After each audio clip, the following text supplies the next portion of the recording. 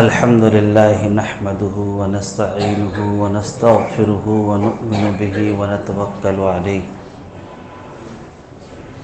ونعوذ بالله من شرور أنفسنا ومن سيئات أعمالنا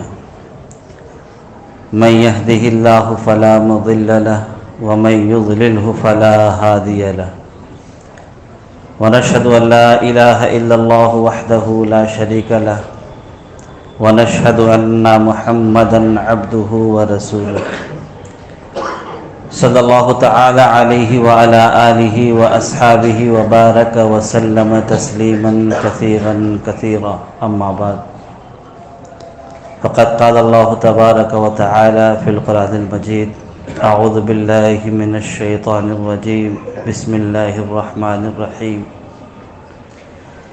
إنا عرضنا الأمانة على السماوات والأرض والجبال فأبين أن يحملنها وأشفقن منها وحملها الإنسان إنه كان ظلوما جهولا صدق الله العظيم.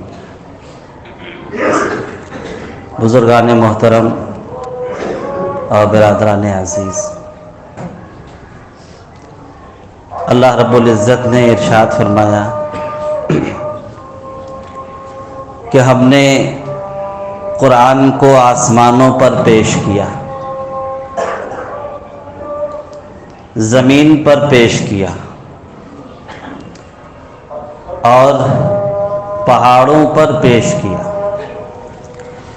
لیکن انہوں نے قرآن کو اٹھانے سے انکار کر دیا اور انہوں نے یہ کہہ دیا کہ ہم اس کے متحمل نہیں ہو سکتے ہیں، ہم اٹھا نہیں سکتے ہیں۔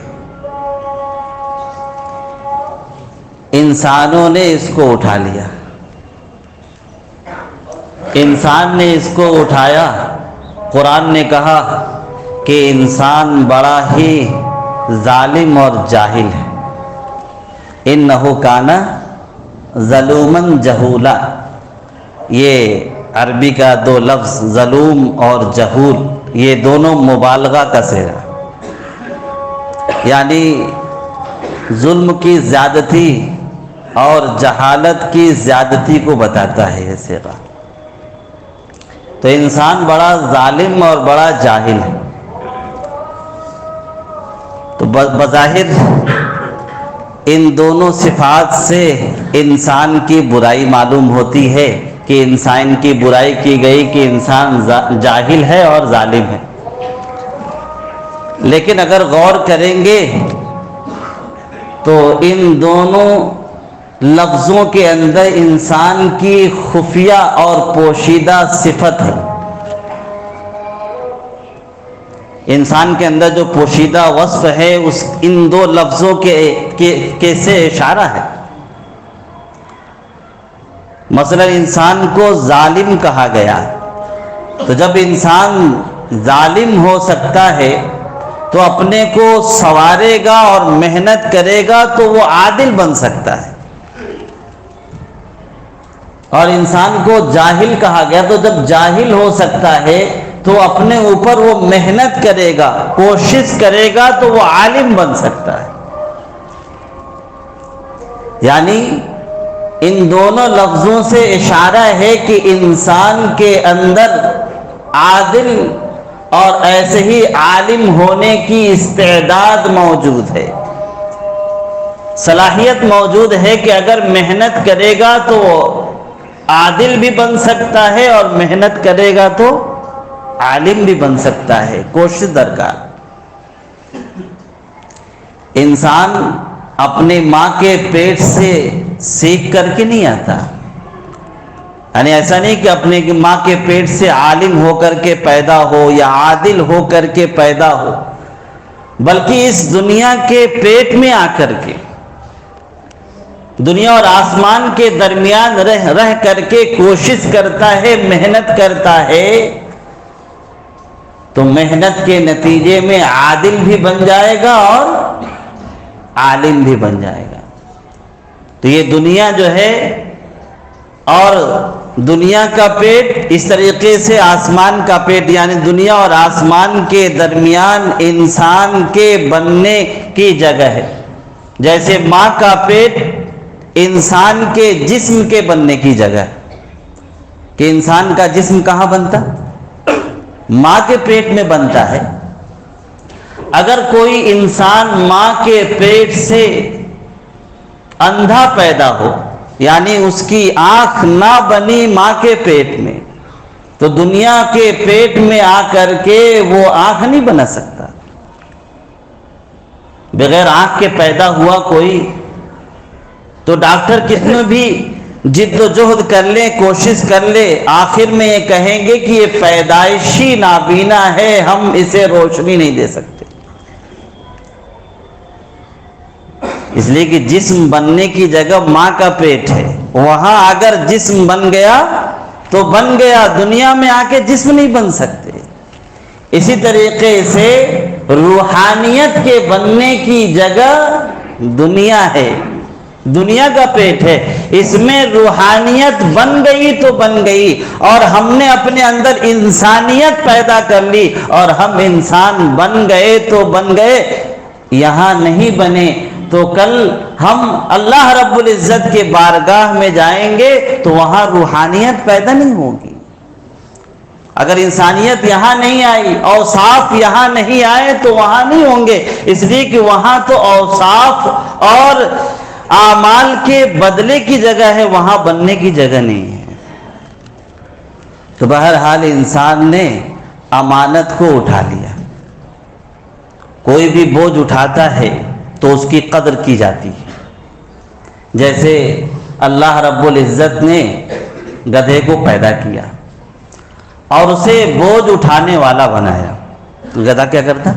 بوجھ اٹھاتا ہے۔ تو بوجھ اٹھانے والا بنایا تو اللہ رب العزت نے اس کے گوشت کو حرام کر دیا، اس کی قدر کی، گوشت کو حرام کر دیا۔ کوئی انسان اس کے گردن پہ چھری چلا کر کے اس کا گوشت نہیں کھا سکتا۔ تو جو بھی بوجھ اٹھاتا ہے اس کی قدر ہوتی ہے۔ تو انسان نے بوجھ اٹھایا اور اس کو حقیقی معنی میں اٹھائے گا، یعنی اس کے احکامات پر عمل کرے گا۔ قرآن کو اٹھانے کا کیا مطلب؟ اس کے احکامات پر عمل کرے گا، اس کے بوجھ کو اٹھائے گا، تو کیا اللہ رب العزت اس کو یوں ہی چھوڑ دیں گے؟ جب گدھے کو اس نے بوجھ اٹھا لیا تو اللہ پاک نے اس کو محفوظ رکھ دیا، تو انسان جب اس امانت کو اٹھا لے گا تو اللہ رب العزت اس کو جہنم کے آگ سے محفوظ کر دے گا۔ اللہ رب العزت نے عذاب دینے کے لیے نہیں پیدا کیا، اور اللہ پاک عذاب دینا بھی نہیں چاہتے۔ اللہ پاک عذاب دینا نہیں چاہتے، اللہ پاک تو ثواب دینا چاہتے۔ لیکن ہم ہیں کہ اپنے اوپر عذاب کو اوڑھ لیتے ہیں اور عذاب کو خرید لیتے ہیں، معصیت کے ذریعے سے، گناہوں کے ذریعے سے، اللہ رب العزت کی نافرمانی کے ذریعے سے ہم گناہوں کو اپنے اوپر لاد لیتے ہیں، خرید لیتے ہیں، ورنہ اللہ پاک تو ثواب دینے کے لیے اللہ پاک نے پیدا کیا، اللہ ثواب دینا چاہتے ہیں۔ اس لیے قرآن پاک میں اللہ پاک نے فرمایا وَلَا تَهِنُوا وَلَا تَحْزَنُوا وَأَنْتُمُ الْأَعْلَوْنَ إِن كُنتُم مُؤْمِنِينَ۔ کم ہمت نہ ہو، وہ غم نہ کرو، تم ہی سر بلند رہو گے بشرطے کہ تم مومن، ایمان اور ایمان کے تقاضوں پر عمل ہے تو تم ہی کامیاب رہو گے، اور کامیابی آخرت میں بھی اور دنیا میں بھی، یعنی دنیا میں بھی ہم تم کو بنا دیں گے اور آخرت میں بھی ہم تم کو بنا دیں گے۔ اللہ پاک نے وعدہ کیا ہے کہ اللہ پاک نے تمہارے لیے جو کچھ آسمانوں میں ہے اور جو کچھ زمینوں میں ہے تمہارے لیے اللہ پاک نے مسخر کر دیا۔ هو الذی سخر لکم ما فی السماوات والارض، جو کچھ آسمانوں میں ہے اور جو کچھ زمینوں میں ہے اللہ پاک نے تمہارے لیے مسخر کر دیا ہے۔ ہم اللہ کی اطاعت پر آ جائیں گے، ساری چیزیں ہمارے تابع ہو جائیں گی۔ اس لیے کہ مسخر کا لفظ استعمال کیا ہے، امام راغب اصفہانی نے مفردات القرآن میں اس کا مفہوم لکھا ہے کہ مسخر کہتے ہیں کہ کسی انسان کو کسی جانور کی لگام پکڑا دی جائے اور وہ اپنی مرضی کے مطابق اس کو استعمال کرے، اس کو کہتے ہیں تسخیر۔ مرضی کے مطابق اس کو استعمال کرے۔ تو اللہ پاک نے آسمان اور جو کچھ آسمان میں ہے اور زمین اور جو کچھ زمین میں ہے ہمارے لیے مسخر کر دیا ہے، یعنی ہمارے تابعدار بنا دیا ہے، ہم جیسے چاہے استعمال کر سکتے، بشرطے کہ ہم اللہ رب العزت کو اپنا بنا لیں، اللہ رب العزت کے احکامات پر اپنے آپ کو چلا لیں۔ اور ہوا ہے جن لوگوں نے اپنے دل کو بنا لیا، کس کو بنا لیا؟ دل کو بنا لیا، یعنی دل میں اللہ کا حکم چلتا ہے تو اللہ پاک نے اس کا حکم کائنات پر چلایا ہے۔ اس لیے کہ جسم، انسان کا جسم ہے نا، جسم پر دل کا حکم چلتا ہے۔ کس کا چلتا؟ ارے بولو نا بھائی، دل کا حکم چلتا ہے۔ جیسے مثال کے طور پر کوئی شخص ہے، کسی کو نہ دیکھ رہا ہو تو اسے کہے گا بھائی مجھے دیکھ نہیں رہے، تو کیا کہے گا؟ میرا دل نہیں کر رہا، میرا دل تمہیں دیکھنے کو نہیں کہہ رہا، کوئی آپ کی بات سن نہیں رہا، بے توجہی برتے ہوئے ہے۔ آپ اس سے کہیں کہ بھائی تم میری بات سن نہیں رہے، کیوں نہیں سن رہے؟ تو کیا جواب دے گا؟ میرا دل نہیں کہہ رہا۔ حالانکہ آدمی دیکھتا ہے آنکھ سے، سنتا ہے کان سے، لیکن کیا کہہ رہا؟ دل نہیں کہہ رہا۔ پتہ چلا کہ سننا اور دیکھنا یہ دل کے تابع ہے۔ دل چاہے گا تو آنکھ دیکھے گی، دل چاہے گا تو کان سنے گا۔ اس طریقے سے انسان کے جتنے اعضاء ہیں وہ دل کے تابع ہیں۔ دل کہے گا تو کریں گے، نہیں کہے گا تو نہیں کریں گے۔ تو یہ دل جب اللہ کا حکم اس میں آ جائے، اللہ کی تابعداری دل میں آ جائے، تو پھر اللہ رب العزت کائنات کی ساری چیزوں کو اس کے تابع کر دیتے۔ اور جب دل اللہ کے تابع ہو جائے گا تو اعضاء سے تابعداری والے احکام نکلیں گے، آنکھوں سے، کانوں سے، اپنی زبان سے، اپنے اعضاء اور جوارے سے اللہ کی تابعداری والے اعمال نکلیں گے، بشرطے کہ دل بن جائے۔ اور جب دل بن جائے اور دل کی وجہ سے ہمارے جسم اللہ کے تابع ہو جائیں، اللہ کے احکامات کو، تو ساری کائنات کو اللہ پاک نے قرآن میں کہا ہے، میں نے آیت سنائی کہ ساری کائنات کو اللہ پاک ہمارے تابع کر دیں گے۔ آج وہی نہیں ہے، اسی لیے ساری کائنات کی طرف سے ہم ستائے جا رہے، تکلیف پہنچائے جا رہے۔ کیوں؟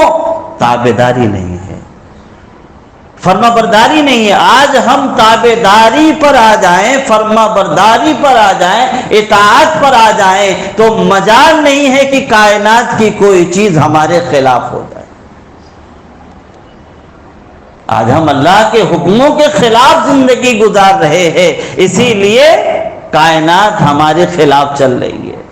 جس دن ہم اللہ کے حکموں پر آ جائیں گے، اللہ رب العزت کائنات کی ساری چیزوں کو ہمارے تابعدار کر دے اور تابع میں بنا دے۔ اللہ والوں نے اپنے آپ کو اور اپنے دل کو اللہ کے حکم کے تابع کر دیا تو اللہ رب العزت نے ان کے لیے تسخیر عالم کا نسخہ دے دیا۔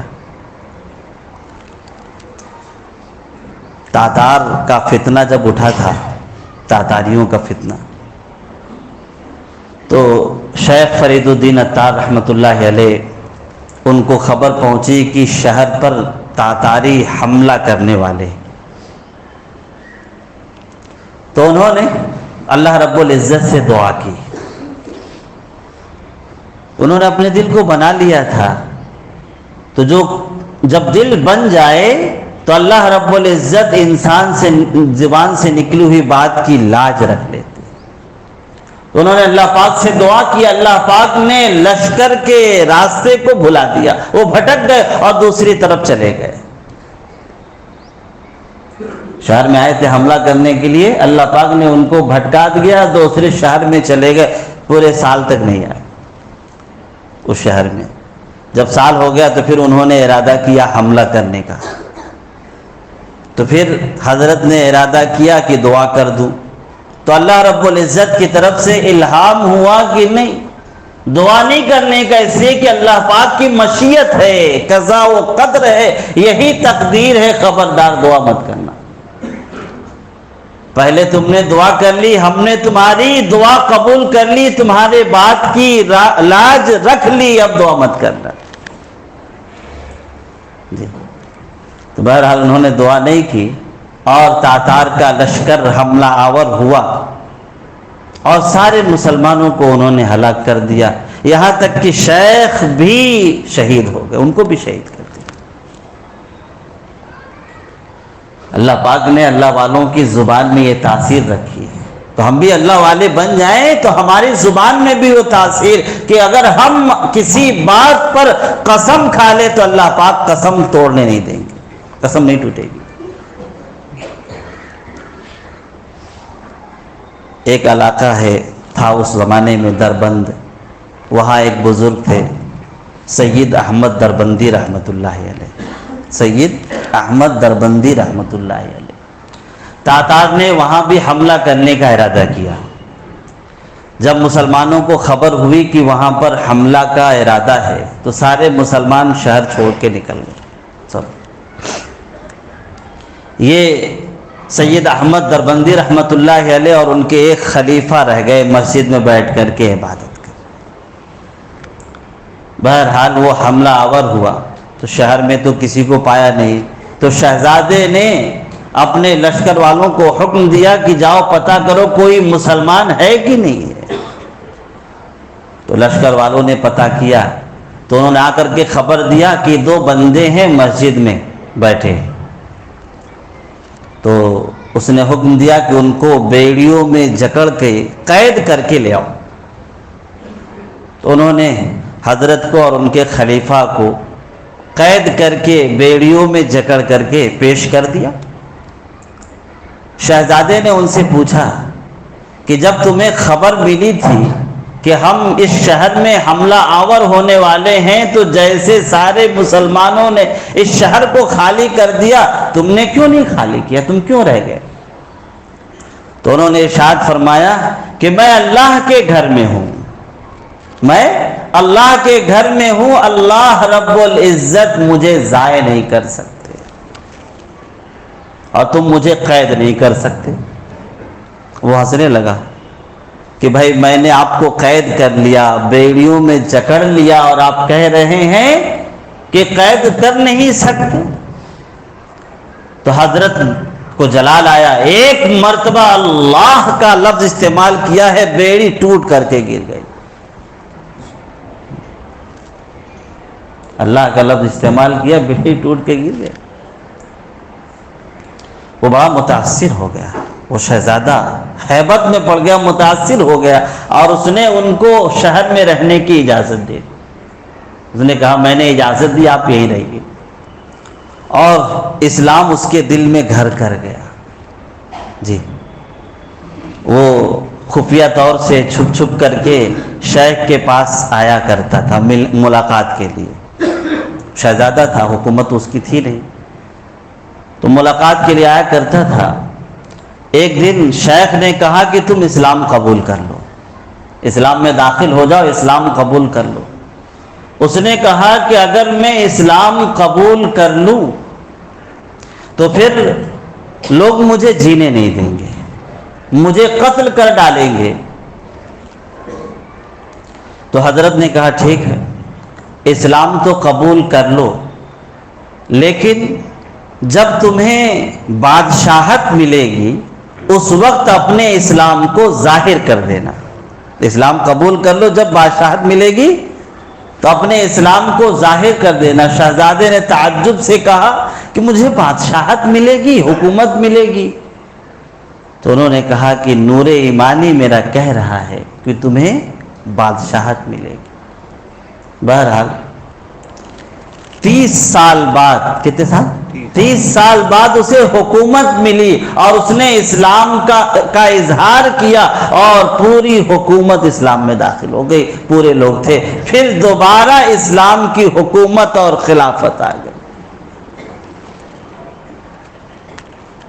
ہے عیا شورش تاتار کے افسانے سے، پاسباں مل گئے کعبے کو صنم کھانے سے، اسی کو علامہ اقبال رحمۃ اللہ علیہ نے کہا۔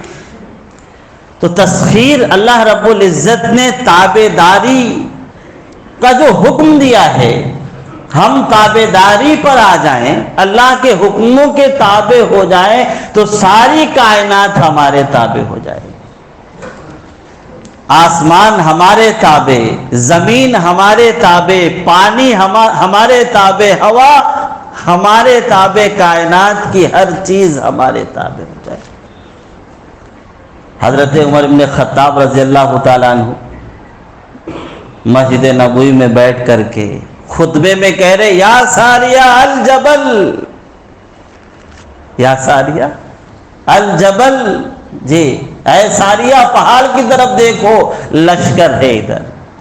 تو ہوا نے ان کی آواز سینکڑوں میل دور تک پہنچا دیا۔ یہ تسخیر ہے۔ دریائے دجلہ کو ایک رقعہ لکھا، اس کا پانی جاری ہو گیا اور آج بھی جاری ہے، جو حضرت عمر بن خطاب رضی اللہ تعالیٰ عنہ کی عظمت کی گواہی دے رہا، وہ دریا جاری ہو۔ ایک مرتبہ مدینہ منورہ میں زلزلہ آیا، کیا ہے؟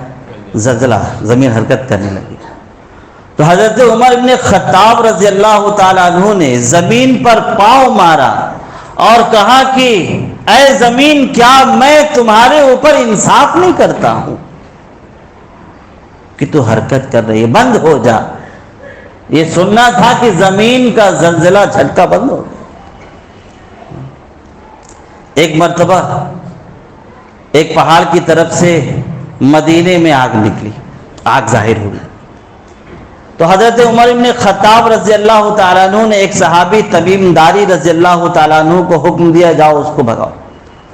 جی حضرت تمیم داری رضی اللہ تعالیٰ عنہ، انہوں نے 2 رکعت نماز پڑھی اور اپنے کپڑے کو ایسا بنایا جیسے چابک ہوتا، چابک سمجھتے؟ جی کوڑا جانو، ہاں، تو کوڑے کی طرح بنایا اور اس کے بعد اس آگ کو مارتے ہوئے بھگا کر کے وہیں پہنچا دیا جہاں سے وہ آگ اٹھی تھی۔ یہ کیسے ہوا؟ کیا اب بھی نہیں ہو سکتا؟ اللہ پاک کا وعدہ انہی لوگوں کے لیے تھا جی کہ قیامت تک کے لیے ہے۔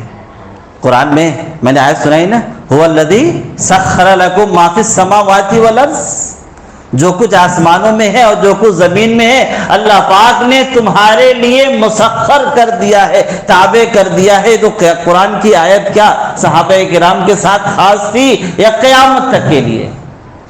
ارے بتاؤ، قیامت تک کے لیے، اب منسوخ تو ہو نہیں سکتی جی۔ تو قیامت تک کے لیے جب یہ ہے تو ہم بھی اطاعت پر آ جائیں گے، فرما برداری پر آ جائیں گے، تابعداری پر آ جائیں گے، تو کائنات کی چیزیں اور کائنات کے لوگ ہمارے تابعدار ہو جائیں گے، اور اللہ پاک دلوں میں سب کے محبت ڈال دیں گے۔ آج ہم مخالفت پر ہیں، اسی لیے اللہ پاک نے ہمارے مخالف لوگوں کے دلوں میں اللہ پاک نے ہماری عداوت ڈالی ہے۔ یہ ہمارے اعمال کا نتیجہ ہے۔ اس لیے ہر چیز ہمارے خلاف چل رہی، ہر چیز کیا چل رہی؟ ہمارے خلاف چل رہی ہے۔ لوگ بھی ہمارے خلاف چل رہے اور چیزیں بھی کائنات کی ہمارے خلاف چل رہی ہے، اس لیے کہ ہم اللہ کے خلاف چل رہے ہیں۔ کس کے خلاف چل رہے ہیں؟ اپنے خالق و مالک کے خلاف چل رہے ہیں۔ ہم اپنے خالق و مالک کے موافق چلنے لگیں گے، کائنات کی ساری چیزیں بولو ہمارے موافق چلنے لگیں گی۔ بربر قوم، افریقہ کے جنگل کے بربر قوم، صحابہ کرام وہاں پہنچے ہیں، تو انہوں نے کہا کہ بھائی یہاں تو ایسے ایسے درندے ہیں کہ تم کو چھوڑیں گے نہیں، یہاں قیامت کرو جی، یعنی سب ختم کر دیں گے تم کو۔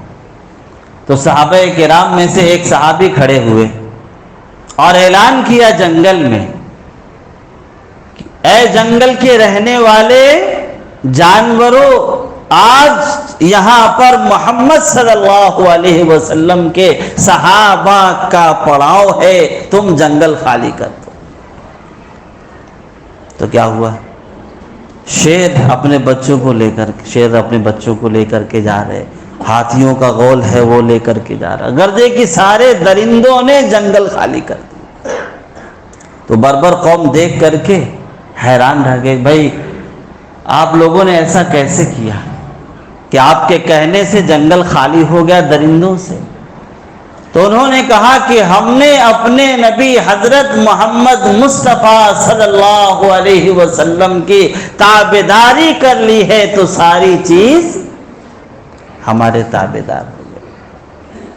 تو انہوں نے کہا کہ تم ہم کو بھی اپنا جیسا بنا لو، اپنے جیسا بنا لو، جیسے تم ہو ویسے ہم کو بھی بنا لو۔ وہ نہیں جانتے تھے عربی، لیکن ان کے اعمال سے ایسے متاثر ہوئے، انہوں نے کہا اپنے جیسا بنا لو۔ سب افریقہ کے جنگل والے ایمان میں داخل ہو گئے۔ تو تابعداری اور فرما برداری اللہ رب العزت کی امانت جو ہم کو اللہ پاک نے دی ہے، اس امانت کو اٹھانے کا حکم ہر ایک کے لیے، کسی مخصوص طبقے کے لیے نہیں ہے، ہر ایک کے لیے ہے، مردوں کے لیے بھی ہے، عورتوں کے لیے بھی ہے، ہر ایک کے لیے ہے۔ اس امانت کو ہم اٹھائیں گے تو جب ہم بوجھ اٹھائیں گے تو اللہ پاک ہمیں ضائع نہیں فرمائیں گے۔ جب دوسری مخلوق کو بوجھ اٹھانے کی وجہ سے اللہ پاک ضائع نہیں فرماتے، تو ہم جب بوجھ اٹھائیں گے تو اللہ پاک ہمیں ضائع کریں گے؟ نہیں کریں گے۔ اللہ پاک حفظ و امان میں رکھیں گے۔ آج ہم چاہتے ہیں کہ کائنات میں ہم سکون سے رہیں، دنیا میں چین و سکون سے رہیں، تو اللہ کے حکموں پر اللہ کی تابعداری میں آنا پڑے گا۔ تابعداری میں آ جائیں گے، کائنات کی ساری چیزیں ہمارے تابعدار ہو جائیں گی۔ من کان للہ کان اللہ لہ، جو شخص اللہ کا ہو جاتا ہے ساری چیزیں اس کے تابع ہو جاتی ہیں۔ اللہ تعالیٰ عمل کی توفیق عطا فرمائے۔